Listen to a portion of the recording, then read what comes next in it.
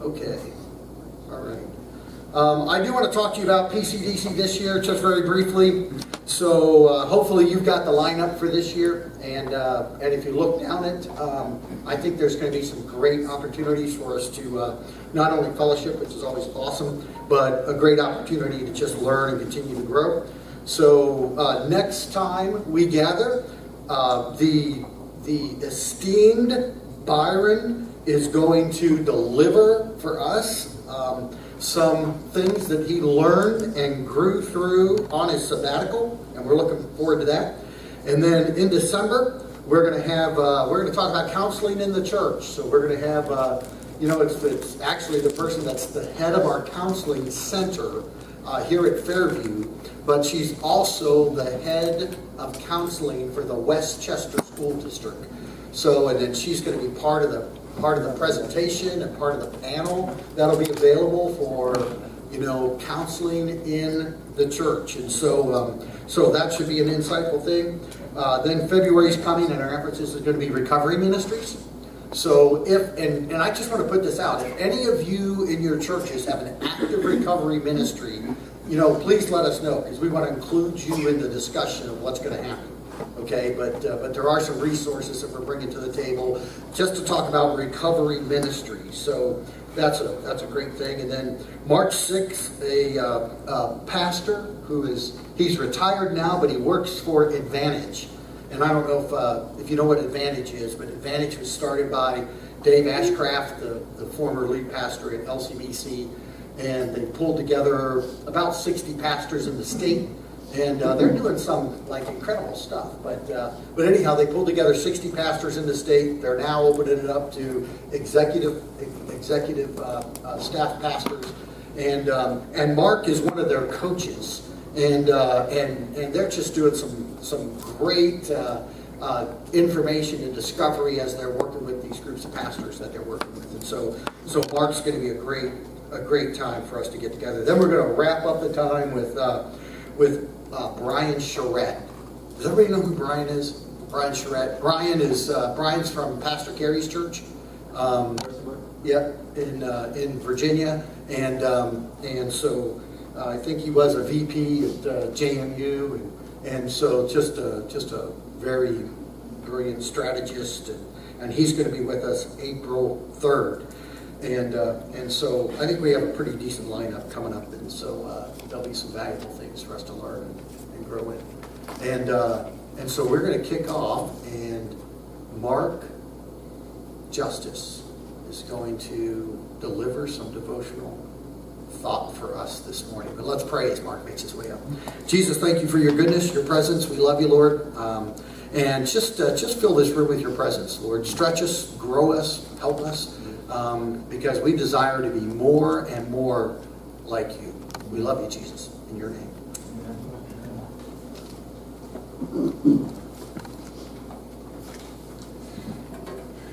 You mentioned Dave Ashcraft. When I first went to their church, it was a Saturday night, and I had so many people come up to me and say, "You're Pastor Dave, aren't you?" I said, "No, you look just like our pastor." And so I'd walk down the hallway giving advice to everyone. Go and sin no more and all that. So somehow they thought I was their lead pastor for a while. But anyway, can I put this here? Okay, thank you, man. Hey, this month is Pastor's Appreciation Month. Let me tell you how much I appreciate all of you. Really, from the depths of my heart. You are loved, and more than you'll know. So I thank you for who you are and what God is doing in your lives. It's significant. It is significant what God is doing in your life.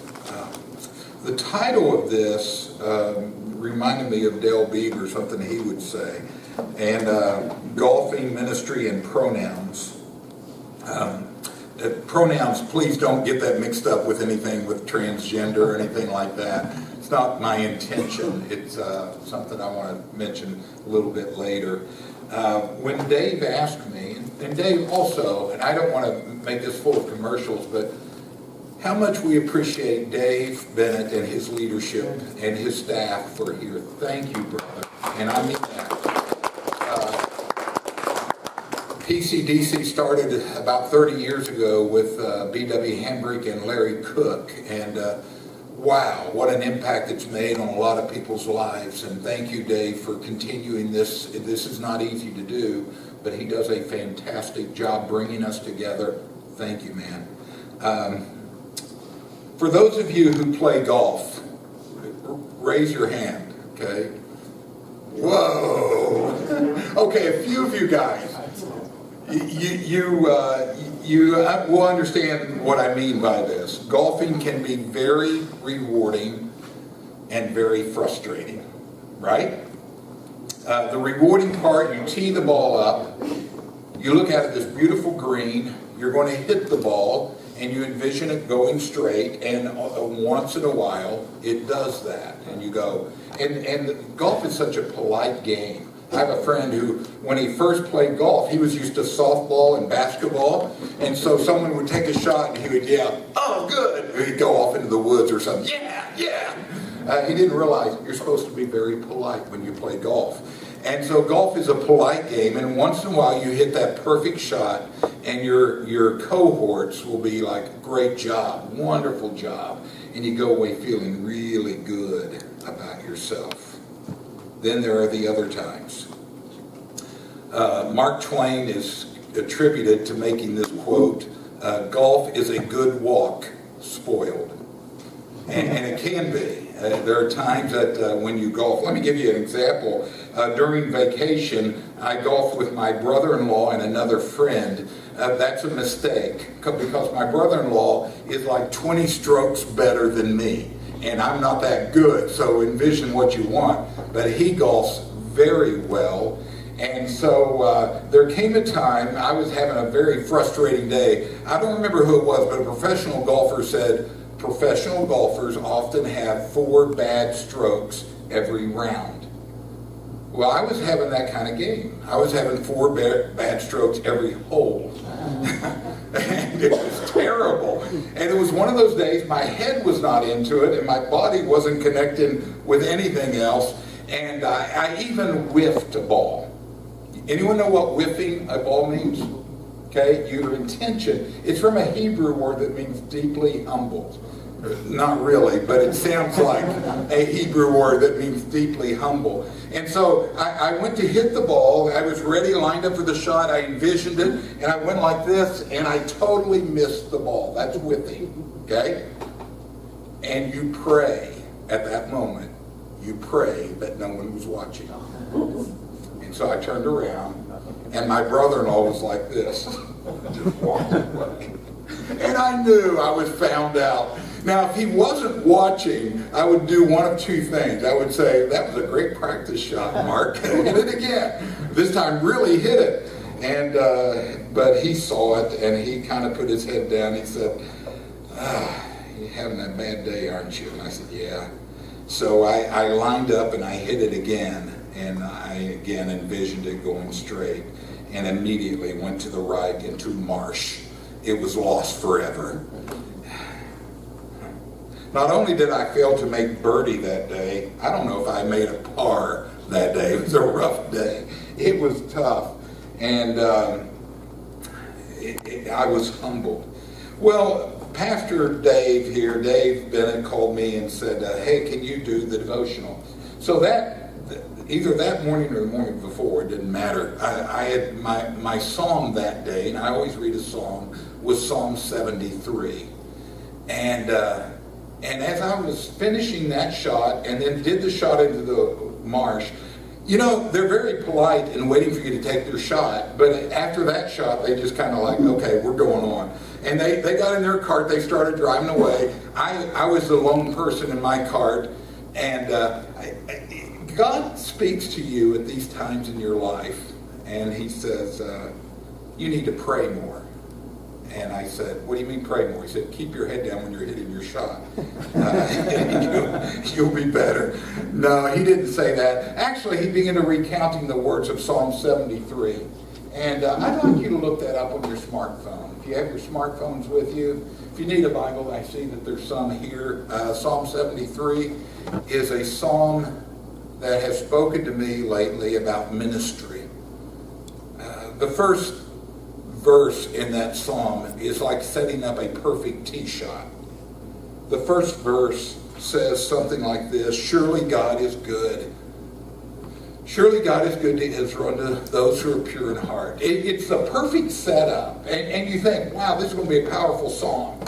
Okay? This worship leader by the name of Asaph is going to lead us in what it means to have God be in the focus of our life. Surely God is good. And that might be a good place to stop if I were writing this psalm. Wouldn't it? Wouldn't that be a good psalm? That's it. Surely God is good. Let's focus on that for a little bit. That's not what Asaph does. He goes on to verse 2. But as for me, my feet had almost slipped. I nearly lost my foothold, for I envied the arrogant and saw the prosperity of the wicked. His ministry quickly fell to envy, and that's a deadly sin. Some of you may be aware of the deadly sins. I fell prey to that. Have you ever done that? Fallen prey to envy of others? Whether or not they're believers, maybe other pastors. I envy the success they have. I was reading a commentary in preparation for today, and it's by a guy named David Guzik, G-U-Z-I-K. If you don't know that name, I put it in the outline you have in front of me for you to look up sometime. Basically, he's right on target. I think you would enjoy his ministry. His commentary is free. It's from Genesis to Revelation. If you don't do anything today, if you walk away and say, I'm going to look that up, I think you'll be blessed. David Guzik has some great comments on Scripture. But David Guzik said, pay attention to the pronouns in Psalm 73. Okay? Let's read the first section, verses 4 through verses 17. We're in Psalm 73. Actually, verses 4 through 12. They have no struggles. Their bodies are healthy and strong. They are free from human burdens. They are not plagued by human ills. Therefore, pride is their necklace. They clothe themselves with violence. From their callous hearts comes iniquity. Their evil imaginations have no limits. They scoff and speak with malice. With arrogance they threaten oppression. Their mouths lay claim to heaven, and their tongues take possession of earth. They're trying to straddle heaven and earth there. Therefore, their people turn to them and drink up waters in abundance. They say, how would God know? Does the Most High know anything? This is what the wicked are like. They are free from care. They go about amassing wealth. What's the pronoun that comes over and over again? It's not the only pronoun, but one that you keep hearing over and over again. They. Yeah. They. And his ministry at this point, in this part of the psalm, is a they-focused ministry. Let me remind you, when we focus on the performance of others, we are prone toward these discouragements. If we are stuck in the envying part of ministry, we're teeing up for failure. Paul says something similar to this in Galatians 6:4. My mentor pointed this out to me years ago. And in the contemporary English version, Galatians 6:4 says these words: don't compare yourself to others. I struggled with that early in my ministry. Quite struggled with that. And it was all about comparing my ministry with others. And why are they pastoring this larger church? Why are they doing this? How are they successful? Why are they getting all the awards, the accolades? And I was living this focused life on others. My dad liked golf. He's passed on. He was not a good golfer. He was not. I got this honestly. But in the quietness of that cart, God spoke to me and said these words: I reward faithfulness, not performance. The performance is in his hands, but he rewards faithfulness. Let's go into the second point and kind of look for the pronoun that stands out. Verse 13, surely in vain I have kept my heart pure and have washed my hands in innocence. All day long I have been afflicted, and every morning brings new punishments. The golfer's version of that verse is, every hole I whiff the ball. I'm in trouble. The minister's version might be this, every Sunday I stumble. Okay? Been there? Verse 15. If I'd spoken out like that, I would have betrayed your children. When I tried to understand all this, I was deeply troubled till I entered the sanctuary of God. Then I understood their final destiny. What's the pronoun that stands out in that passage? I. It is one that's so self-focused that when things go wrong, it turns inward. Every mistake is focused on themselves. Have you ever been that way in ministry? Where everything falls back on your shoulders? There's a partial resolution in verse 17. I didn't understand this until I came into the sanctuary of God. And we know that's the presence of God. In the Old Testament, the sanctuary, the temple, the tabernacle was where God dwelt among them. In other words, I came into God's presence and God revealed to me the truth of the matter in that area. Number 3, third section. Listen for the pronoun. Surely you place them on slippery ground. You cast them down to ruin. How suddenly they are destroyed, completely swept away by terrors. They are like a dream when one awakens. When you arise, Lord, you will not despise them as fantasies. When my heart was grieved and my spirit embittered, I was senseless and ignorant. I was a brute beast before you. And perhaps we want to just underscore the word you. His ministry has now focused on God. Been in your presence, Lord, and you're teaching me some things. And things are finding perspective. So his ministry at this point is totally focused on the Lord.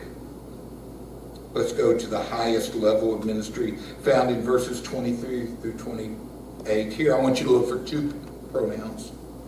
Yet I am always with you, and you hold me by my right hand. You guide me with your counsel, and afterwards you take me into glory. Whom have I in heaven but you? And earth has nothing I desire besides you. My flesh and my heart may fail, but God is the strength of my heart and my portion forever. Those who are far from you will perish. You destroy all who are unfaithful to you. But as for me, it is good to be near God. I have made the sovereign Lord my refuge.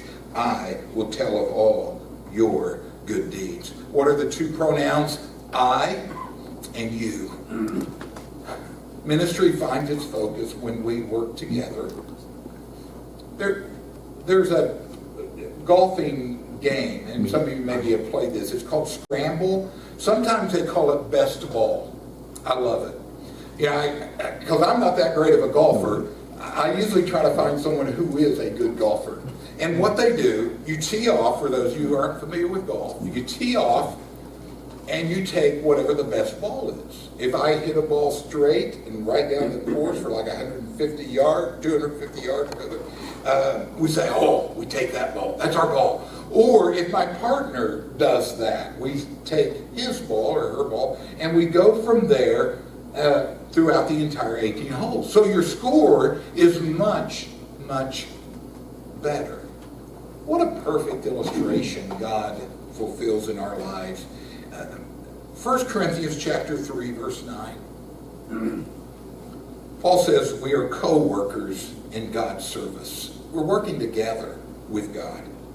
You're God's field, God's building. In 2 Corinthians chapter 6, verse 1, Paul writes, as God's co-workers, we urge you not to receive God's grace in vain. So this is it. This is how God intends us to work in his church as ministers. God cooperates with us, cooperates with us. It's God who is working in us. And we work together. The Greek word in that for the word co-workers is a word we get our word synergy from. If you're familiar with that word synergy, it means to work together. And that's what God is calling them to do, not only with each other, which is important. It's not just you and I in ministry, but it's we the church, we the people of God, working together with God to fulfill ministry. So let me tell you, in ministry, you are not alone. God is with us. God is working in us. God is using your ministry to build his kingdom. God is using others in your church to build his kingdom. We're not alone. We're working together, and that's what it means to serve God. So, again, the last verse. But as for me, it is good to be near God. I have made the sovereign Lord my refuge. I will tell, I will speak, I will tell others, I will lead others, I will disciple others to talk about the good deeds of God. That's what God is calling us to do. Again, today is, this month is Pastor's Appreciation. You are loved, and we appreciate who you are in the body of Christ. God is good. Father, thank you for speaking to us through your word, and even on a golf course, middle of the outer banks down in North Carolina, you spoke to me and said, Mark, I'm working in your life in ministry. Continue faithfully. And Lord, thank you for that promise. We teach others, and we need to be taught. We lead others, and we need to be led. We ask others to be used, and we need to be used of you. So we lay our hands and our hearts and our minds and our spirits out for you to sanctify and to use for your glory, to use for your honor. Again, Lord, teach us today what you want to say to us, and may my words not be remembered unless they are impressed upon us through your Holy Spirit. In your name we pray. Amen.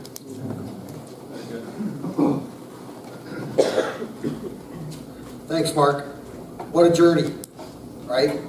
We start off where, man, maybe we're focused on the wrong thing, right? Then we compare that to ourselves and get focused on ourselves. And ultimately, we get to where we get focused on God, and we get to say, wait a minute, it's me and God together. Yeah, what a good word. So thanks for that, Mark. So let me introduce our speaker today, John Comstock. John has worked at HQ in Kansas City for around 20 years, and in the department of digital, kind of area. But Mark is gifted John is gifted in so many different ways. Mark's gifted too, but John's also gifted. And we spent yesterday. He came in, he met with our comms team, and they had a great visit together. And John and Cody and I were able to hang out. John talked to us about some things the Lord's been speaking to him about through the years, and what powerful thoughts about. Really, we talked about the theology of shame and some powerful thoughts that John was sharing with us as we were together. In fact, I thought about this. Phineas F. Brzee said, when it comes to the digital world and shame theology, John Comstock is my go-to. So that's great. But let's welcome John this morning as John shares.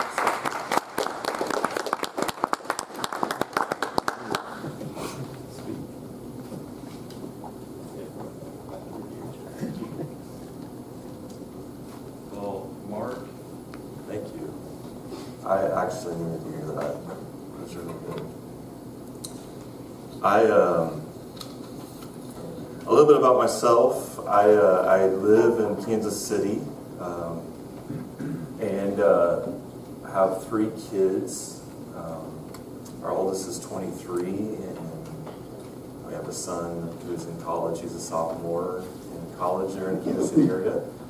And then we have a daughter, Addison. She's our youngest. She's a senior in high school. So we get the opportunity of launching her this year, and excited for that, but also all the emotions that go with that as well. And some of you have probably been down that road, and you know what that's like, so you can help me in that space. It's, some days are easier than others.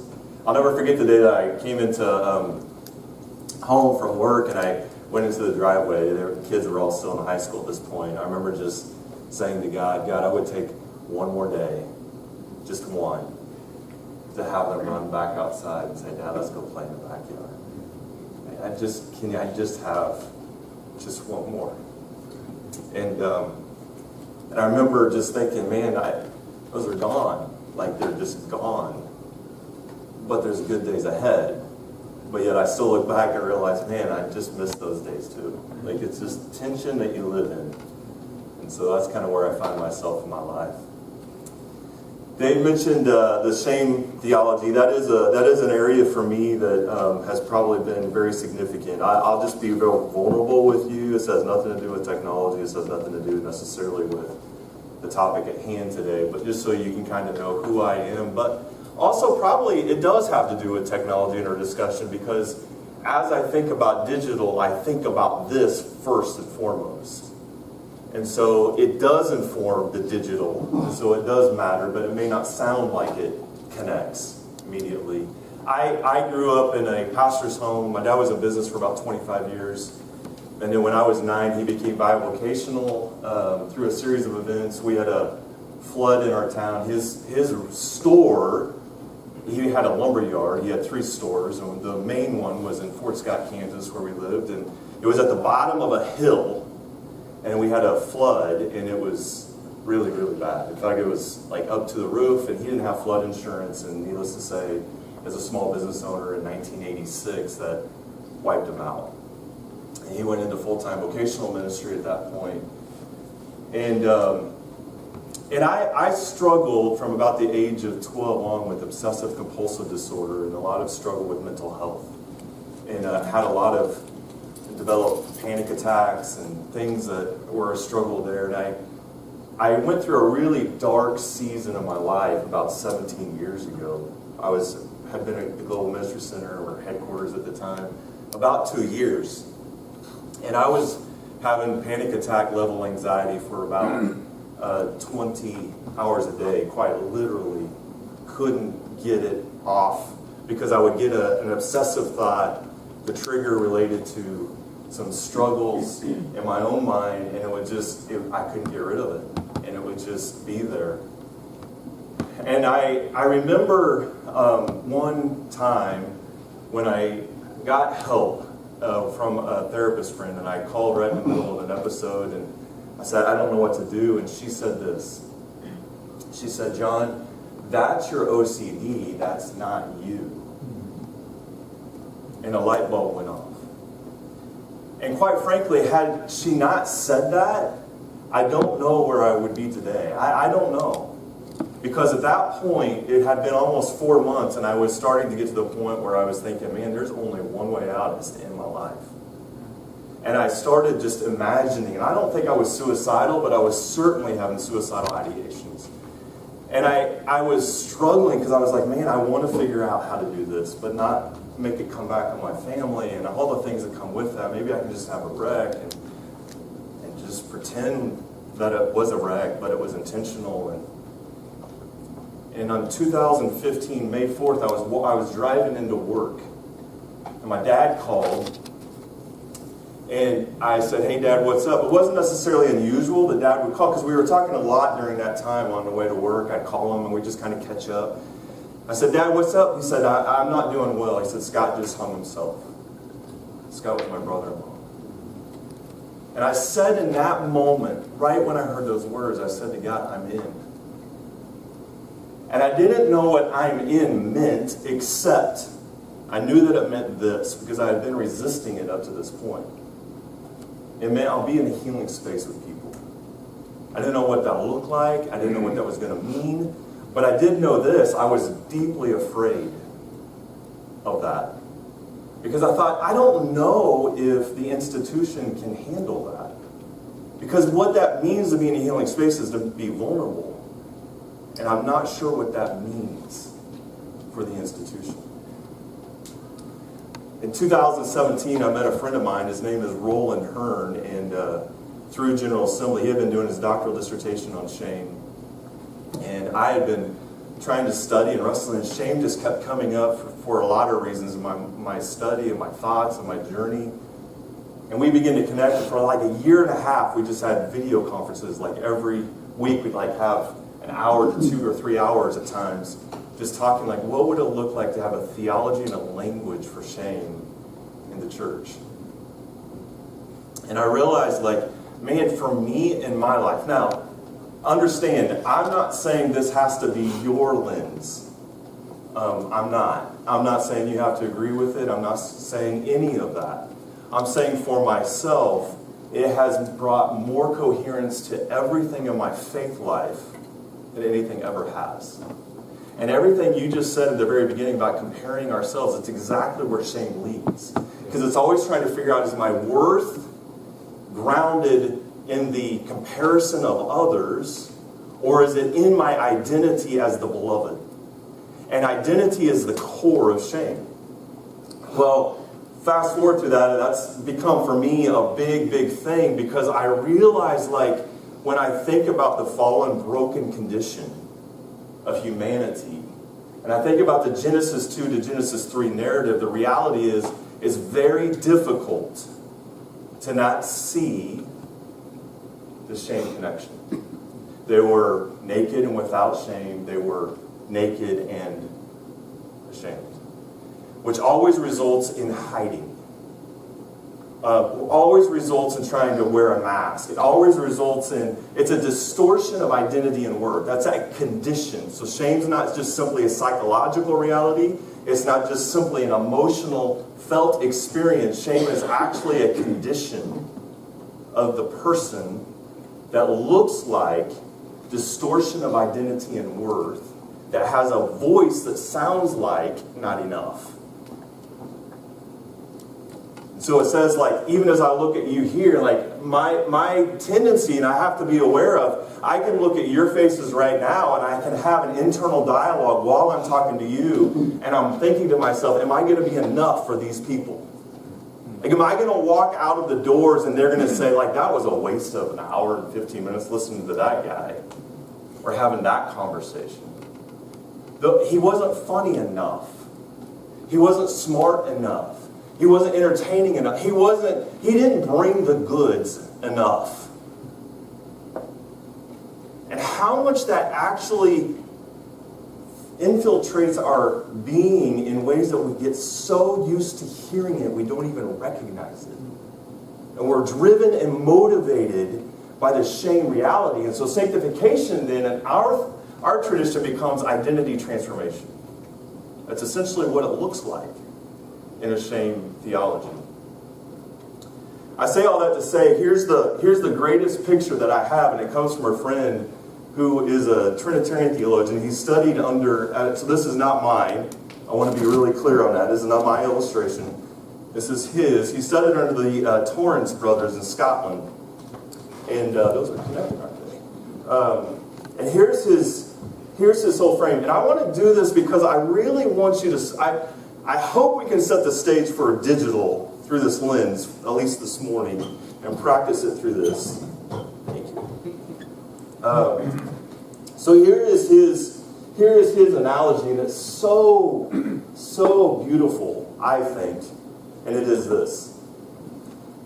And I realize this is true in my life.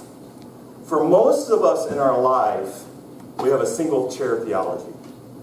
G-O-D. We just talk about God.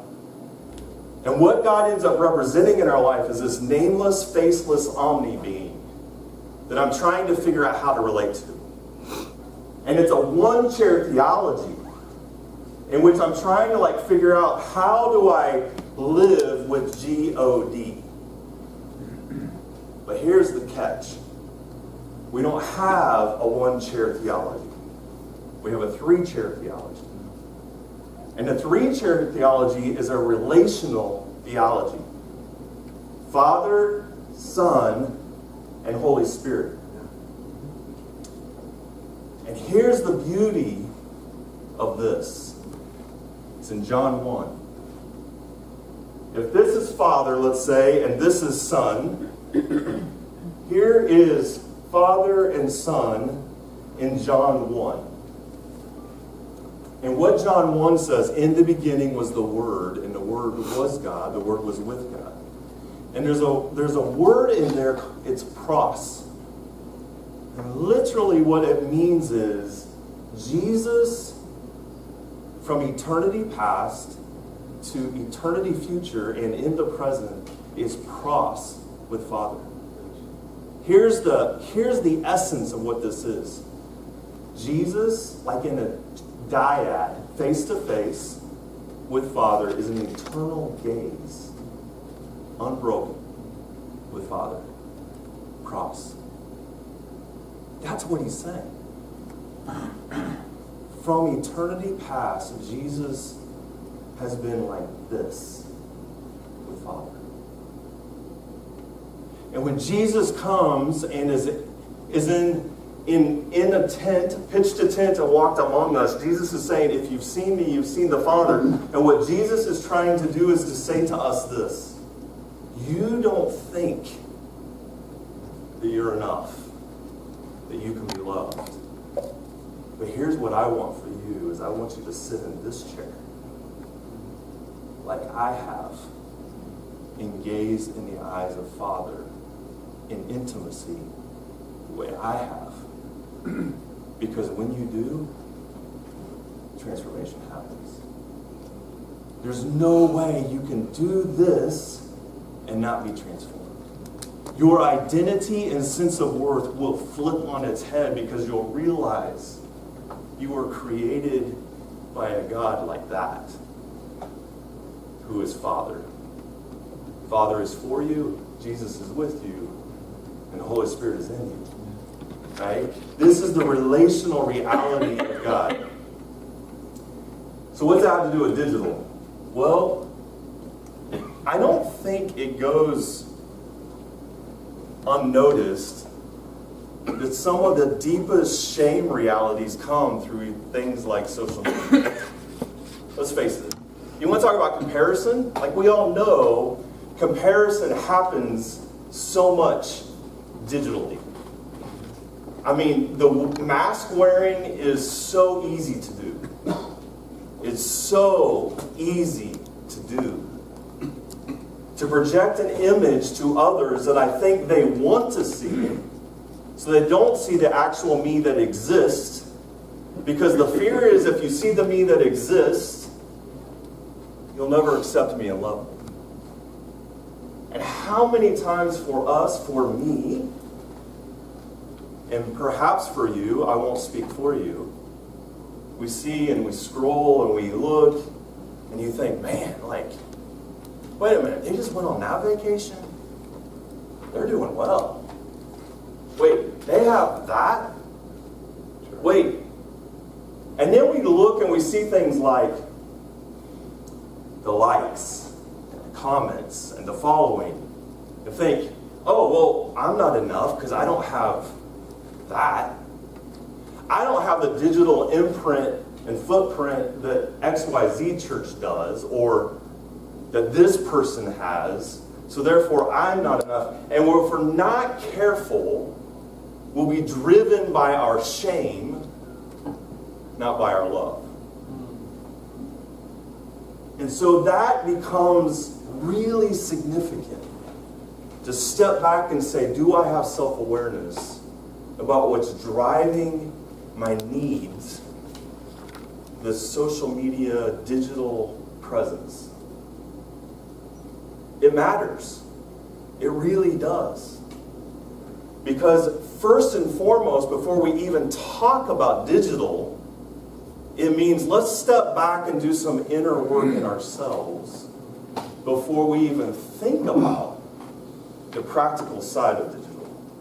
Let's first start with us. And what does this mean for me? So let's take and put some oxygen in the room and say, here's the deal. Everyone's safe. We're all in this together. I don't have it figured out. I don't know how this makes you feel, but I came here to talk about digital, and I don't have it figured out in the least. So if you came here to hear someone tell you all the answers, you're not getting it from me, because I don't have them. I'm not an expert. I don't think of myself as an expert in digital, but together, let's try to figure it out. And I do think when we can say to each other, like, we're in this together, and your identity and worth is secure. Secure in Christ, and we're committed to each other to make sure it stays secure in Christ. Is that fair? Can we pause for a second before we move on? I want to just stop and just ask any thoughts, questions, what's surfacing in your mind right now?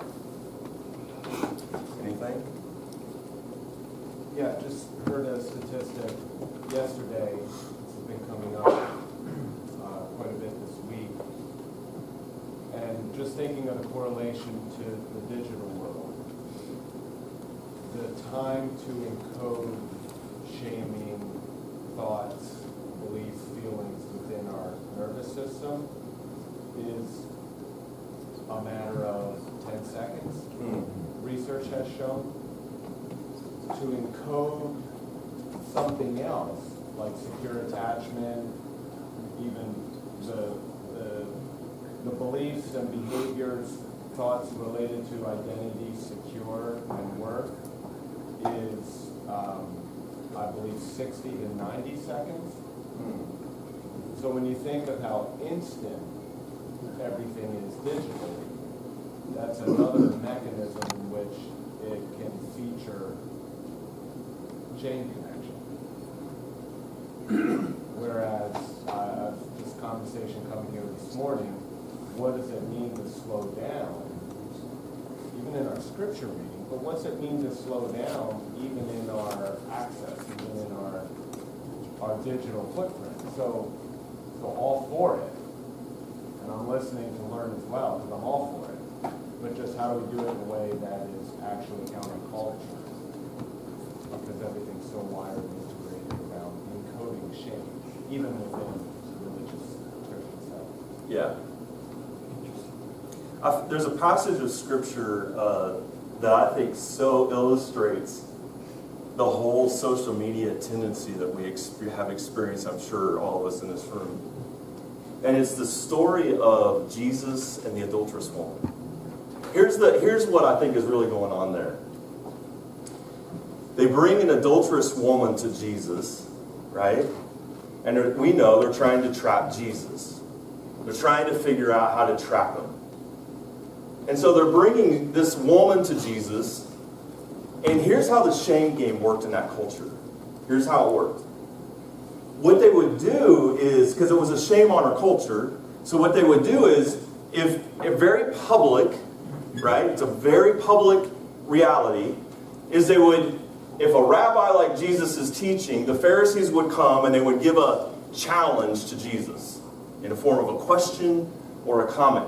Now Jesus then, the challenge is, can Jesus respond?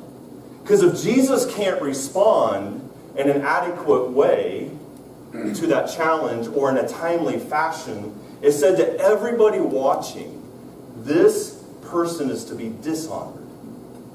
They're not to be followed. They're a person of shame. And so it was a shame game. Really, essentially what's going on there is this back and forth in an attempt to try to dishonor Jesus in the eyes of everybody around, because they also knew that in a collectivist culture, the reality is these people that are following Jesus, their identity was so wrapped up in that they would also then say to everyone else, if you attach yourself to him, your identity and worth is the same. See how that works? And so this challenge is very, very public. And here's what I find really, really fascinating about Jesus is we often focus on the adulterous woman, and it's a beautiful story of that, but here's the thing that I think is interesting. We have no idea what Jesus wrote in the sand. I will say that first and foremost. I have no idea. We have no idea. I oftentimes wonder, though, if what Jesus isn't doing is writing the law that actually shows they just sinned by bringing the woman the way they did. Because the reality is the man wasn't present. And in their mind, if you break one law of Torah, you've broken them all. And so when he says, like, hey, you without sin, cast the first stone, I wonder if he's not writing that law for everybody to see that, hey, wait a minute, you just didn't handle this well. So they had no choice but to drop their stones and walk away. And in doing so, Jesus is showing mercy to them. Right? Because in essence, he could have, I don't know if it would have been right and just, but he could have actually turned to the crowds and said, so that we should stone them, but he never did. He, in an act of mercy and grace and love, speaks into the lives of both at the same time. Them and the woman. And saying, now, where are your accusers? Now go and sin no more. Now, I say all that to say, here's the picture. How many times on social media does it feel like that? Like, here's a challenge. I've given a challenge to somebody. I've made a comment. I've made a dig. And now you see the popcorn emojis coming in, and people are watching, and it's very public. Because now we're wanting to say, can you defend your honor? Like, we kind of experience that first century reality on social media. But we just don't have the cultural frame that they had to maybe exegete it in the same way. So I think about that, and I think about, here's one thing, here's a takeaway. What does it look like, and it's a question, to be like Jesus in digital the way he was in that story? To extend mercy and grace to all and try to speak into their identity and worth of who they actually are as understood by Father, Son, and Holy Spirit, not by their shame narrative that is feeding the way they're actually responding and behaving on social media. How do we disrupt that to help feed this? I don't know the answers on all that. But it is a question worth considering, I think. Any other thoughts, comments? It's good, by the way. I like that.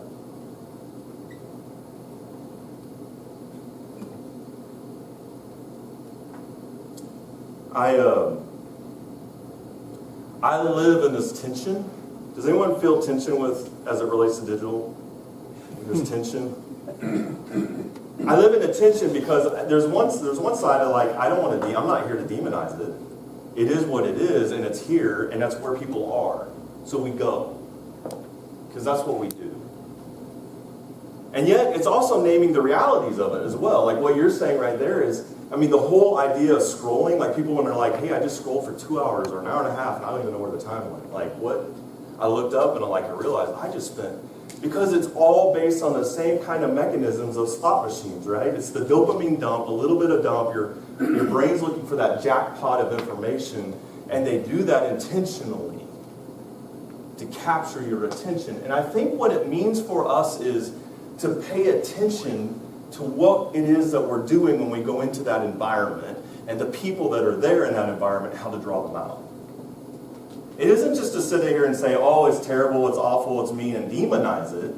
It's to go into it with an awareness of what it is and keep it top of mind so we actually draw them into a relationship. I will say this then, on the positive sides. Here's some encouraging things that I think are interesting. I was listening to a guy by the name of Nathan Art, not Nazarene, and he was interviewing one of the former CEOs of Back to the Bible. He was a former CEO of Home Depot. And it was the CEO that helped bring Home Depot into e-commerce on the internet.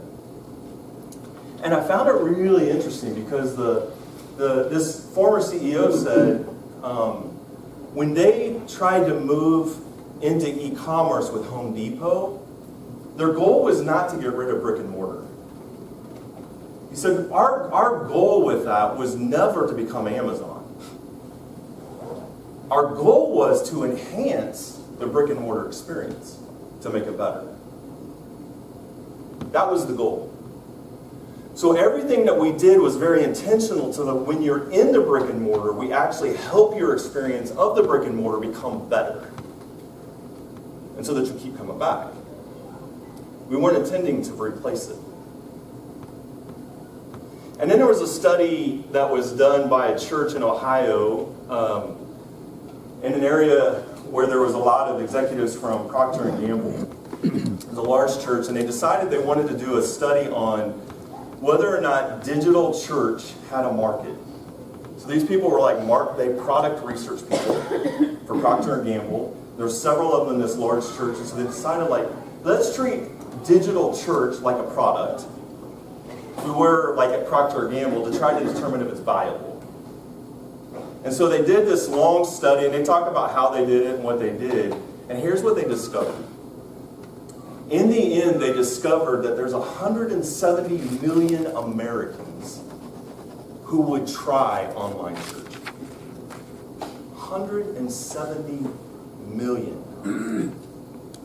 So their conclusion was like, if we were a company, this is for sure a viable product. We would invest market dollars and research dollars and innovation dollars into figuring this out. I think that's significant, and we all kind of know, I think, post-COVID, the reality is the front door of the church isn't the doors of the physical building most often. It's the online presence. And people may well watch your online streaming if you stream before they'll ever darken the door of your church. Because by the time they've already gotten to your brick and mortar physical building, they want to know a sense of what you're about and whether or not they can fit and belong. So it becomes very, very significant for us. And again, if you're in here and you're thinking, I don't know if I'm enough, it's okay. We're all in the same boat. So let's figure this out together. Because I don't think anyone's got it figured out, to be real honest with you. So it's okay. So I want to transition a little bit. And I'm going to talk to you about some resources and some things, but I do have some questions because I want as much dialogue as possible. Given all that's been said, here's the question I'd be curious to ask. When you think about the phrase digital discipleship, we can use that phrase. What concerns, thoughts, feelings, emotions, any of these you can respond to, opportunities come to mind? Is it, when I say digital discipleship, does it immediately, you sense like this resistance? Do you start like figuring out the reasons why that can't be possible? Or does your mind go to like, oh, here's all the opportunities? Or here's the concerns. Here's the red light, and I'm feeling this red light reality when I think of digital discipleship. Here's a yellow light, like it's a caution, like I'm just not sure. But I think I can still move forward. I just have to be careful. I need to look both ways before I cross the street. Or is it a green light, like, yeah, let's go all the way. Like, I'm just curious to know where you are this morning. If we can be real with each other and vulnerable. I would say, like my initial thought would be, I'm very passionate about discipleship happens in relationships. Yeah. However, I see immediately the opportunities, but that's the question mark that kind of hangs is, okay, digital platforms, digital learning, there's so many opportunities and great things, but the question of relationship just kind of hangs there. What does that look like relationally? Yeah. And I don't sense from what you're saying, like you're not saying it can't happen. No. You're just saying how can it happen, right? That's your question Right. underneath all not that. a red light, just a question hanging. Yeah, right. How do we do? How do we make it relational, even if it's digital? Yeah, good. I have the same question. Mine is similar to Frank's, but I came up with a yellow light, but the yellow light does build around relationships. How do we, my first word when you asked that question, for some reason, was accountability. Okay, how are we going to do accountability here? Which is somewhat a relationship, but I also see the green. I see the fact that, man, this is something that the Apostle Paul probably would have used. Hey, let's jump on board. Let's see what happens here. But I understand what Frankie's saying, that their relationships must be built, and they must be pretty significant relationships. So I don't know if I'm answering your question, but I'm giving you a yellow is what I first thought. The that's yellow good. was what I thought. Yeah, Caution, I like it. my goodness, let's go. Yeah, I think I saw your hand first and then back here. I think it's really interesting for us because I'm all in, but then I have voices of my church in the back of my head. Okay. So I'm thinking, yeah, let's go for it. Then I hear all that, we can't do that. What about the equipment? What about this? What about that? And in that moment, my yellow, green light goes towards the red light because there's the question marks of how and the fear of can we even do this, right? Because a lot of our church, specifically our church, is a lot of the older generation. They're like, we want bulletins and we want paper. Which I'm like, that's great. But I was like, we need to change our vision to say the world that we live in is this way and we've got to reach it. But to get them to buy into that, there is that moment in me where I'm like, as a pastor, I'm like, oh, how do I do that with everybody jumping on board in the vision of passion towards getting that to work? Yeah, that's insightful, and that's very good. And I know you're not alone in that, for sure. And it'd be interesting to know, like, what is the fear behind that? Like, if you were to name the fear they have, like, or they could name it. Maybe they can't, maybe they're not aware of it. But there may well be, I don't want to assume because I can't say, right? I don't know them. But my guess is there's a fear. There's fear about something there. And so it's having the conversation of like, what is that fear? Because once we can name the fear, then the fear can actually dissipate a little bit. Like, as long as it's left unnamed, it's like, well, we really can't go anywhere from here. But when we can name it and acknowledge it, it's the old phrase, you have to name it to tame it, right? Otherwise it just kind of drives you, but you don't know really why. There's no self-awareness of that. Yeah, my wife was a teacher, and especially during the COVID time, when they could only teach over the internet, it is absolutely amazing how much distraction they were having with kids. Now, I understand we're dealing with adults, but we know how adults can be distracted too, very much so. And so I am a yellow flag on this because I'm back to the one-on-one, face-to-face ability to disciple. I do think there's something of that community, and I do think the digital can, to a degree, that is more to work through. On the other hand, my daughter, who was living with us at the time during the shutdown, a bunch of their friends got together every week, and they had that self-discipline to meet, read the Bible together, disciple each other. And I found it very incredibly amazing. I think the bottom line here is accountability.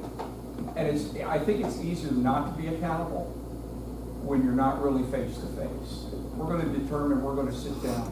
This is what we're going to do. And so I think there's a lot of dynamics that are involved. I think it depends on how you are as a leader. As you're going to disciple somebody, you're going to have to keep those people accountable. I still think it can work without a doubt, and I've seen it work.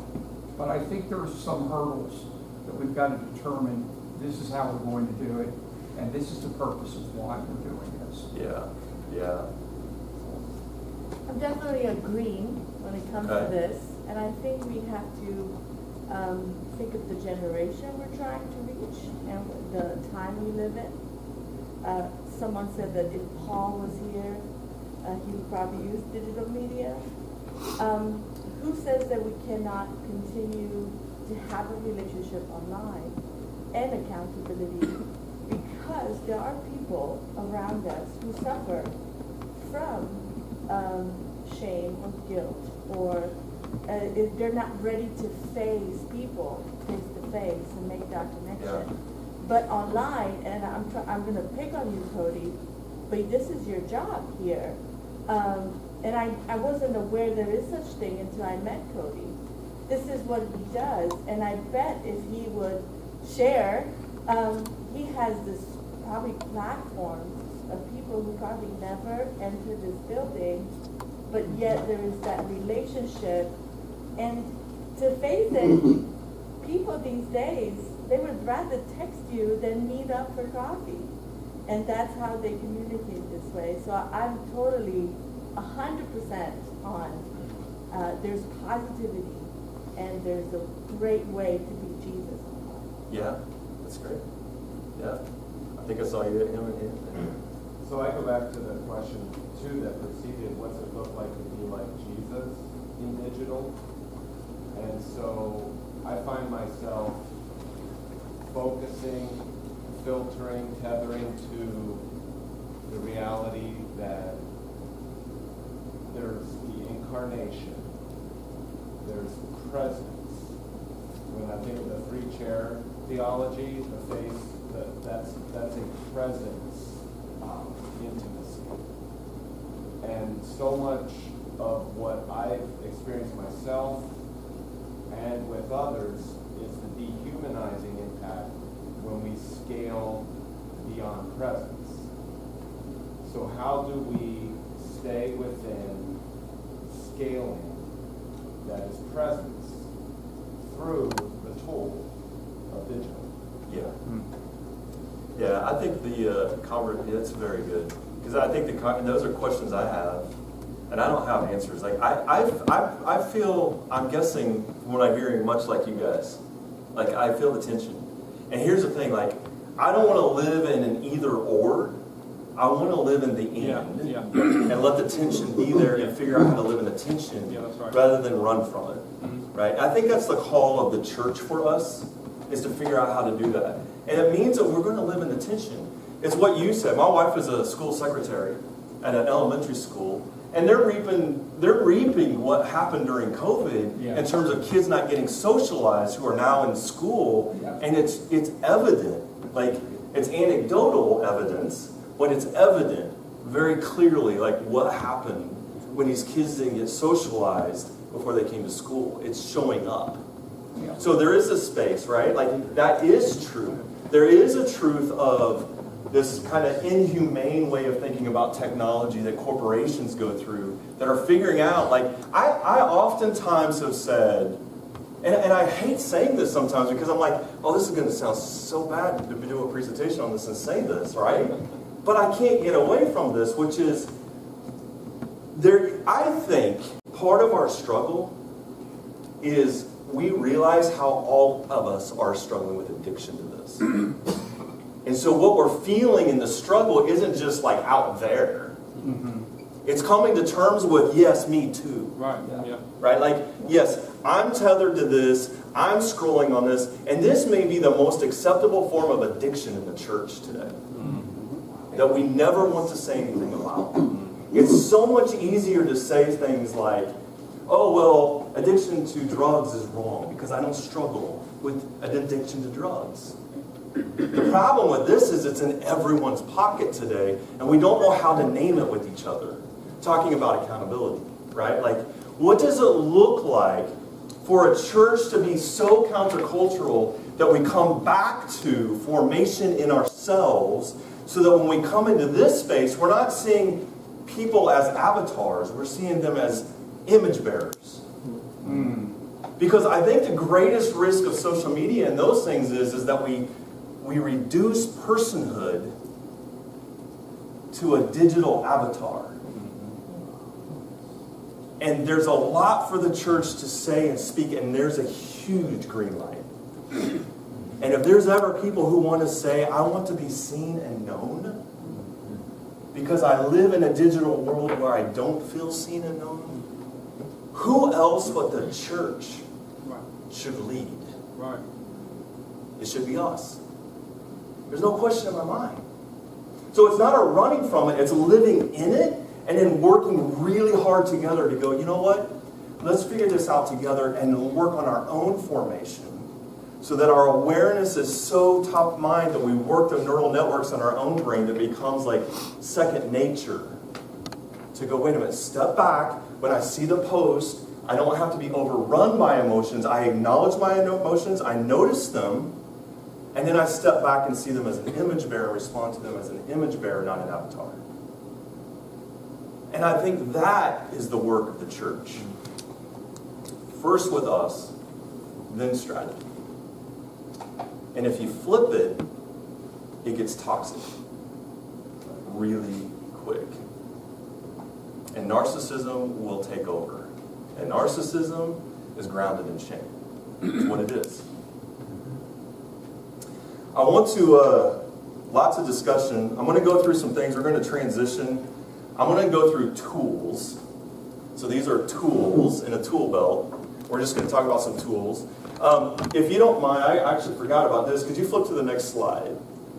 I'm going to give you a second just to take down my contact information, my mobile phone, call or text anytime, my email address, all that there. I'd love to hear from you.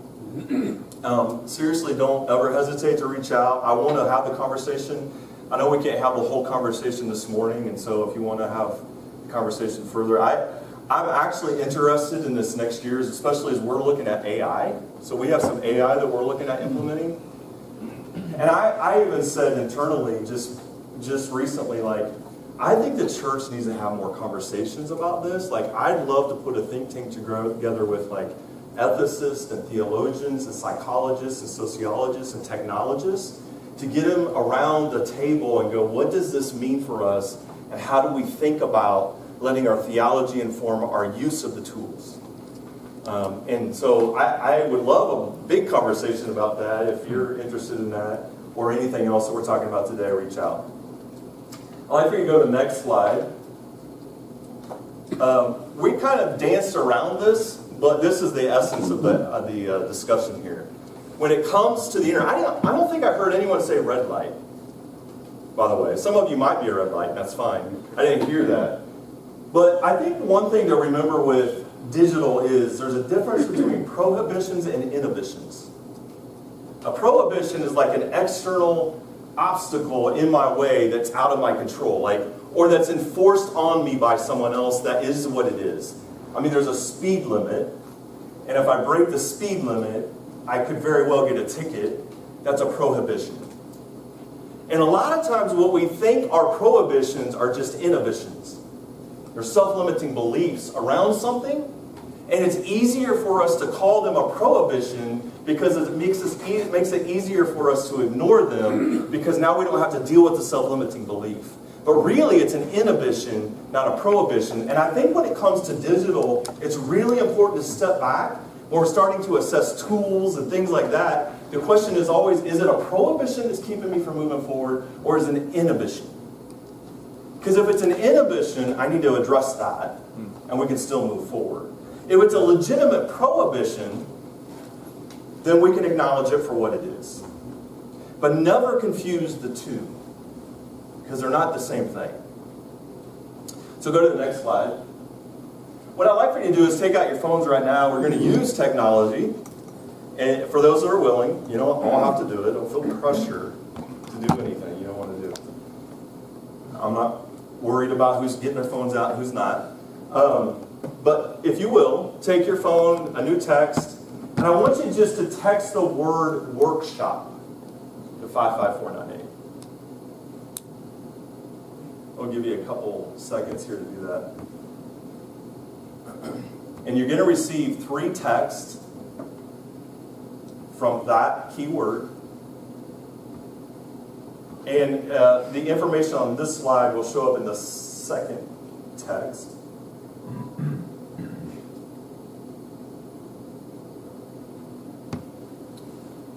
So I work at Nazarene Discipleship International, the NDI office in Lenexa, and I manage the discipleship place. And we have content that we create. What I'm trying to show you here on this slide is pretty simply this, and you can use this in your church if you want. Test it out for yourself before you use it in your church if you want. But we have those key words on the left: disciple, Freedom 5.1, John Wesley, shame, skills, and spiritual formation. Those are the key words we have set up right now with workflows. What that means is, if you text the word disciple, and you can do this right now too if you want on that same thread at any point, what you're going to get is 7 days of lessons on how to study the Bible. And they're audio. So every I don't remember how I set up the workflow, actually. It might be every other day or every 2 days. There will be a text that comes with a link to a lesson. There's 7 lessons on how to study the Bible. And then there's a reflection question that gets sent automatically within 15 minutes of that audio. People can respond to it.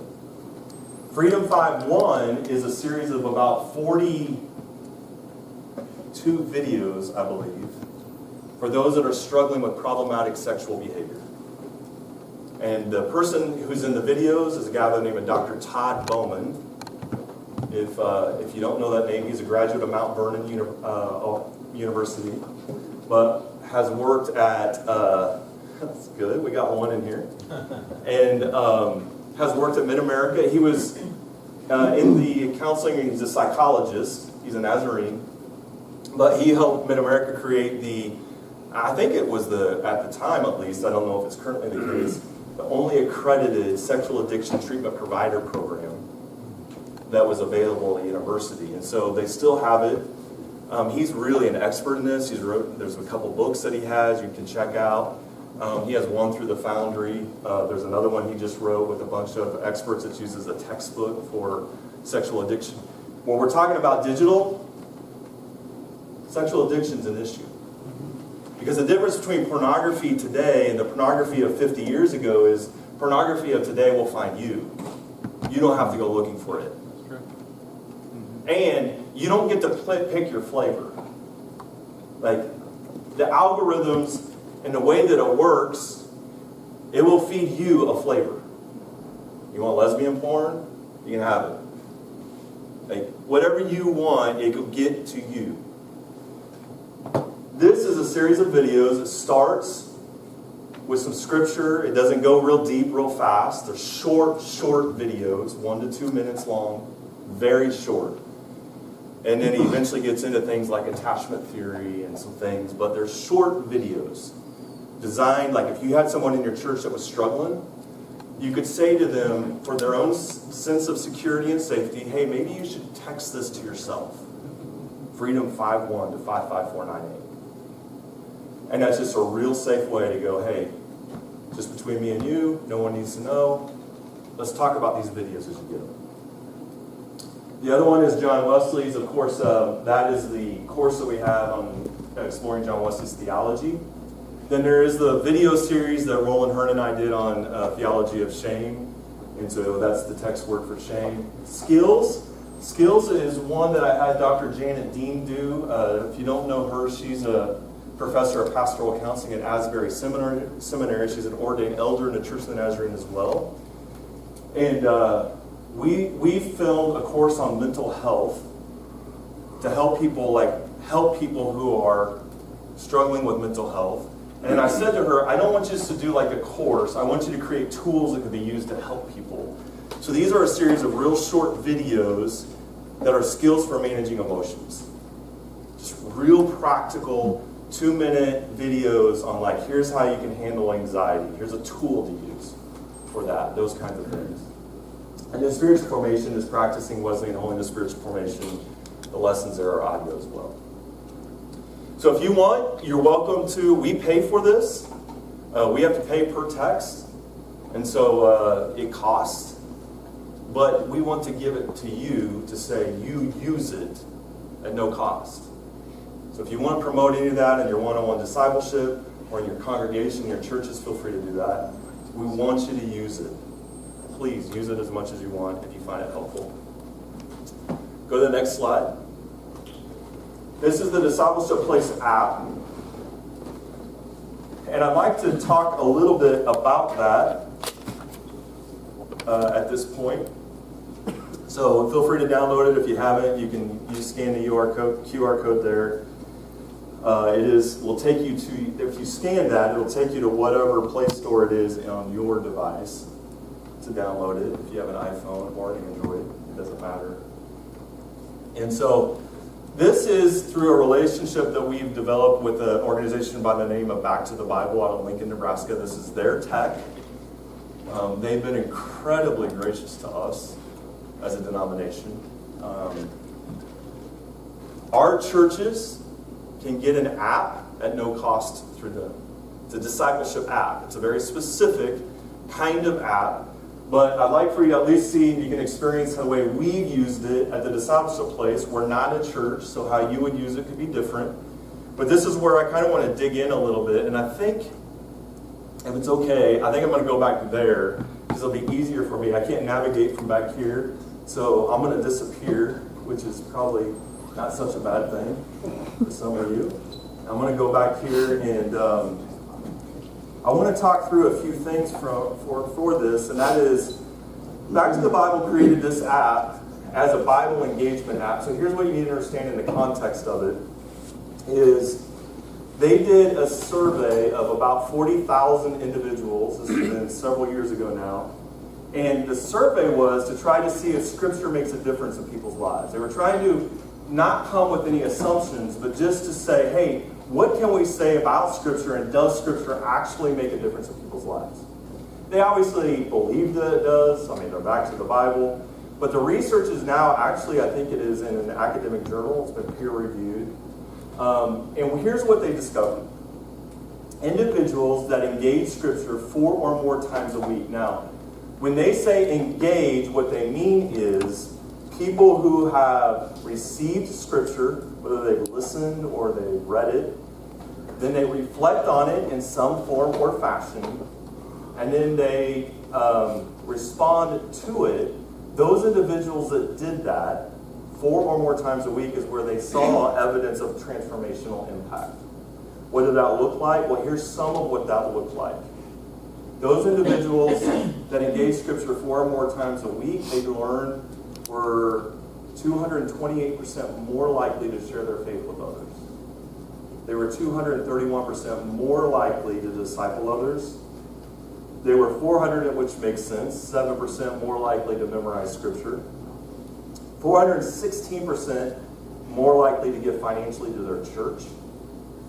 And 228% more likely to give financially outside of their church. But here's the key.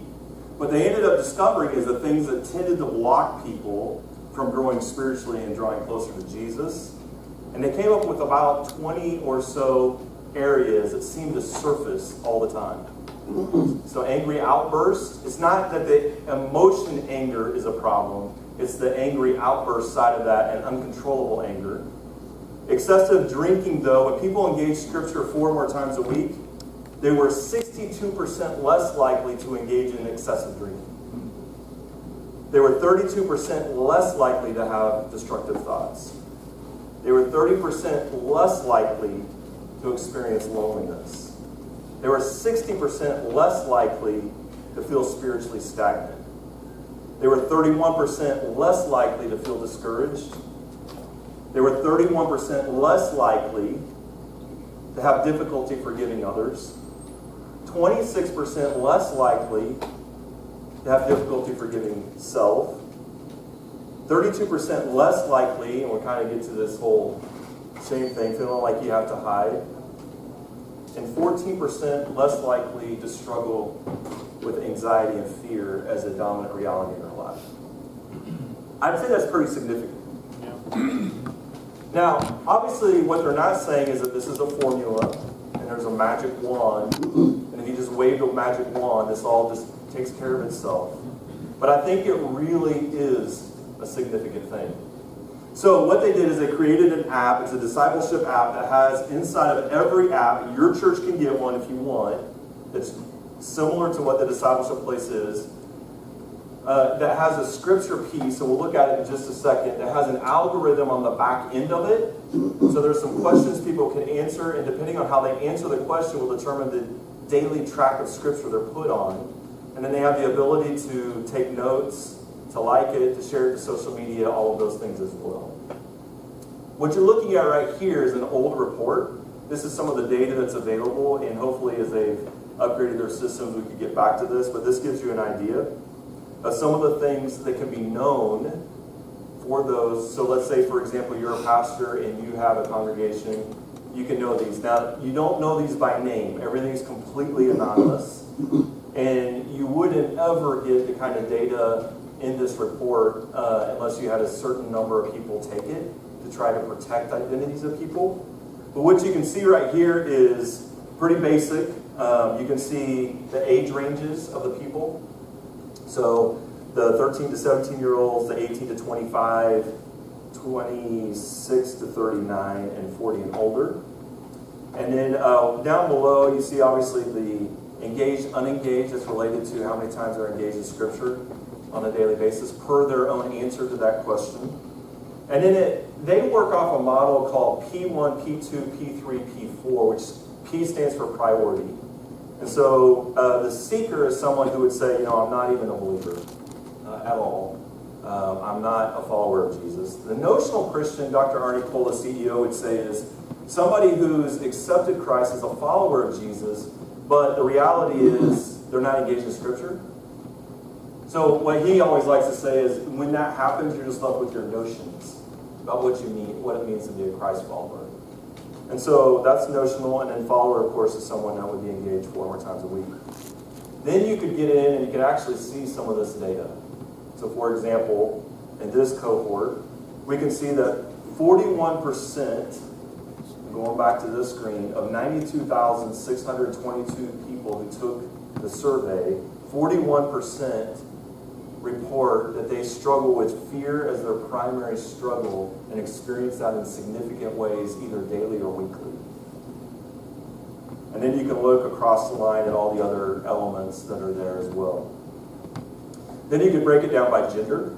So you could actually see, like, of fear, 48% of that 41% is female, and 30% of that 41% is male. Then you can actually go a step further and drill down to age ranges. So you can see it by 13 to 17-year-olds, 18 to 25-year-olds. Now, where this comes into play is the ability, for example, for a pastor, of course, to kind of get an idea of, hey, I think my congregation is struggling with this, but actually maybe it looks like there's a predominant struggle with, let's create a sermon series for that. Maybe we have a small group series on something like that. So that's where it becomes helpful and useful for a church. Any questions on that so far? What I want to do is I want to step back. I'm going to go share my browser. I asked for questions and I realized it's kind of awkward to ask a question when I'm all the way back here. But I'm going to come, I'm a browser hoarder. I have so many tabs open. It's a miracle my computer works sometimes. So this is, if you haven't downloaded it, just so you can see it, this is the Discipleship Place app.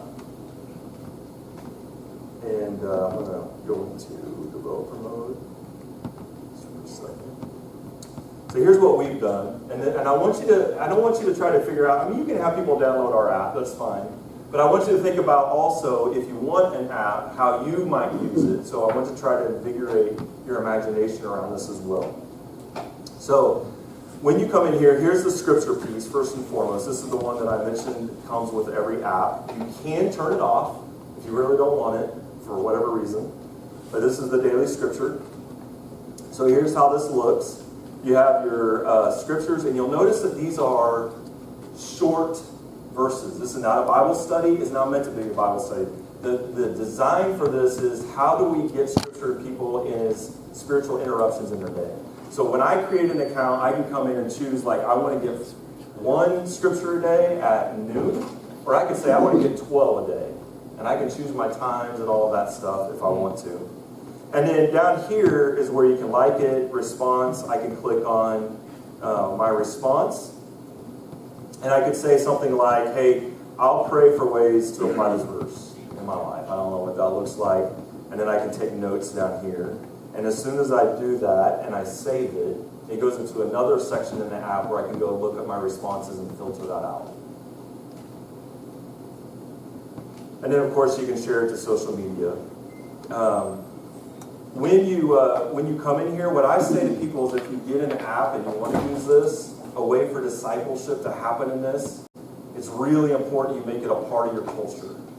And so if you're going to use this, model it, that you're using it. So maybe like from the platform, or if you're leading a small group, just go in and once in a while you could say, hey, in the app this week, in our church app, I had this scripture and here's what I wrote in my notes.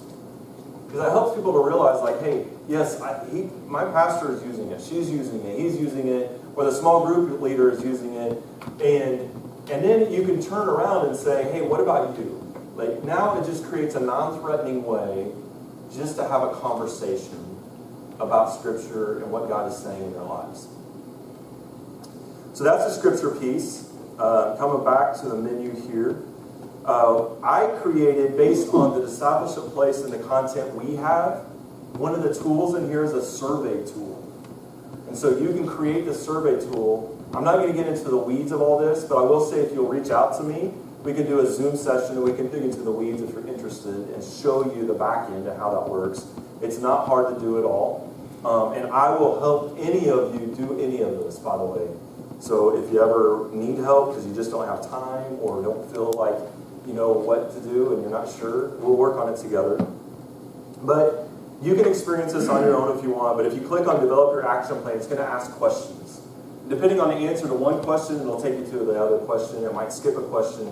But when you're done with it, what it's going to do is give you an action plan. It's going to say, based on your responses, and this is all tailored based on the discipleship place, it'll give you then links that you can use. You can have an email, you can have reminders sent. Like, here's your plan for the discipleship course. So that's how that works. This can be created. You don't have to have an app to use that. The way the system works, you could do that on your church website. So I want you to realize there's a lot of flexibility in this system. So some of you might be saying, well, I already have an app with Subsplash or some other company, Planning Center or whatever. Or you might say, we don't even have an app. I don't want an app. So what you can do then, if you have a church website, you can create this, and there's embed codes. You could actually just embed it right on your web page and have people go there. You don't have to have an app. Or you can use it in your existing app. It'll work in whatever app you're already using. What we do, or what I do, is then I have step 2 in the app process, which is a daily prayer video. Inside of this daily prayer video, there's short 1 to 1.5, at the most 2-minute videos. I'm actually using Back to the Bible's content to do this because just bandwidth of creating them on our side has not happened yet. But when you come in here, what you'll see is a prayer video. You don't know who Yulia is. I mean, she just says her first name. There's young, old, male, female. The different days have different things, different topics. And then what I do is I create a survey in here after they play it. And I ask them these 3 questions in every single prayer video, which is, what do you hear God speaking to you about today? Because I want to try to help them learn that prayer, of course, is not just us talking to God, but it's God also communicating back. So people can fill that out. The next question I always ask is, what are you praying about today? And then the third question is more for an internal type of thing. I always ask whether or not this video will actually help them. Because if I see a lot of disagree or strongly disagree, it's an indication I might need to go look at something there that's not right. Or maybe because I listen to these videos before I put them in, because I know that even in a prayer, theology comes out. And so, so then they can finish that. And then in this system, which you can have access to, what I do is that I pull the report and I pray for people via email. So then I send an email and I will say to them either one of 2 things. I'll actually pray a prayer for them, or I will say, hey, here I've taken time, and I take time to pray for all of them before I send it. And I'll say, hey, I'm praying for you about whatever. Here is a story, because I think stories matter. I'll give you one story of how this looked for me in using this. I had a gentleman that kept putting in his prayer request that he was struggling with anxiety. And it was a repetitive, like, I'm struggling with anxiety, and he kept coming back. So finally, I reached out to him in an email. The first time I sent the email praying for him, he said, I didn't know anyone was even paying attention to these. It's really neat to know that someone's actually paying attention. What is he saying? He's saying, thank you for seeing me. Again, it goes back to that conversation. I said to him, hey, I want you to know if you're ever struggling and you want to talk, here's my mobile phone, call or text anytime. So we would go back by email, sometimes by text. This went on for about 4 months. He never called. And one day I'm sitting in the office and he called. And I went into a conference room and I called him by name and I said, hey, how's it going? And he said, it's not going well. This guy was a diesel mechanic down in the Southwest. And he said, you know, I am having severe panic attacks. I'm afraid to leave the house. I'm afraid to stay in my house. It's affecting my work. And he said, here's the deal. He said, I don't know what to do. And I went to a friend, who's a Christian friend in my church, and I told them when I started struggling early on about what was going on. And my friend said, well, you're struggling with anxiety because either you have sin in your life or you don't have enough faith. And he said, to be honest with you, like, I keep asking God, like, what would the sin be? Because he's like, I don't know what the sin is that I maybe have committed that has caused this. And he said, maybe I just don't have enough faith. Maybe that's it. I said, I don't know about that. Let's just set that aside for a second. Here's my question to you. My question is, tell me what it was like to grow up in your home. And he began to tell a story about how he grew up in Mexico. And he said, now he's 50 years old. And he said, when I was growing up, he said, my dad was in the military. My dad would leave for long extended periods. My dad would never, though, when he came back, play with us or have anything to do with us. And I always watched all my friends playing with their dad outside. And I always wondered why my dad never went.